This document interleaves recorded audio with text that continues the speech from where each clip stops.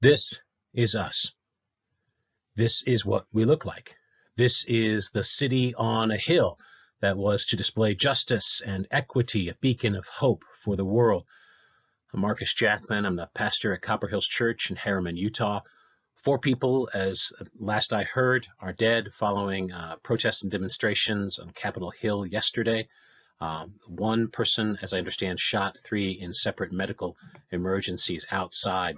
And the blame game is now in full swing, as the suggestions are out there that it was a false flag attack. It was really Antifa posing as Trump supporters, or it was an inside job. Where were the Capitol Hill police, and how do the protesters gain such easy access? The whataboutisms and the whatabout attacks have started. What about Kaepernick's kneeling? Does that look so disrespectful anymore? What about Trump's words and whether the president incited this? What about stealing an election compared to breaking and entering? What about all the violence with the Black Lives Matter protests and the riots that came too? Or what about the armed police response to Black Lives Matter demonstrations? Why such patience and tolerance for white protesters? What about the apparent Iranian threats to fly a plane into the Capitol building in revenge for killing Qasem Soleimani? However exactly this began, and regardless of the blame game and finger pointing that's in full ugly swing today, there's something in common between all of these theories. There's something in common, is that we, the American people, we are ready to fight. We are primed for hate and attack, whether it was a false flag attack or true Trump supporters or whatever. People like me, people like you, were willing to be mobilized and to attack, making others cower in fear for their lives in the halls of government.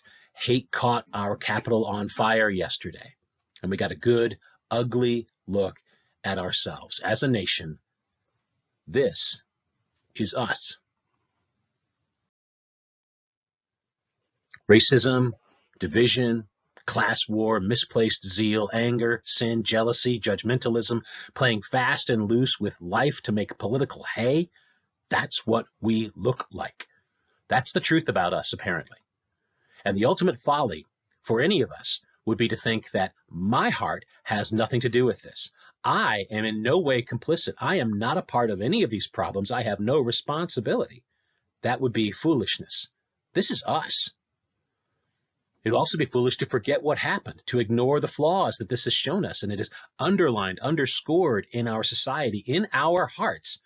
We've ignored those fault lines again and again. We've excused hate. We've justified violence, and only a fool would forget what we really look like. James 1 says, "Be doers of the word and not hearers only, deceiving yourselves. For if anyone is a hearer of the word and not a doer, he's like a man who looks intently at his natural face in a mirror. For he looks at himself and goes away and at once forgets what he was like." We will be very quickly ready to forget that this is what we look like. That's our history. That's I think the likeliest situation. We will be ready to forget that this is who we are. What will we do with that instead of forgetting? How shall we seek the Lord? Shall we look into the Word to see the conviction of who we should be according to the law of the Lord, according to his heart and his character?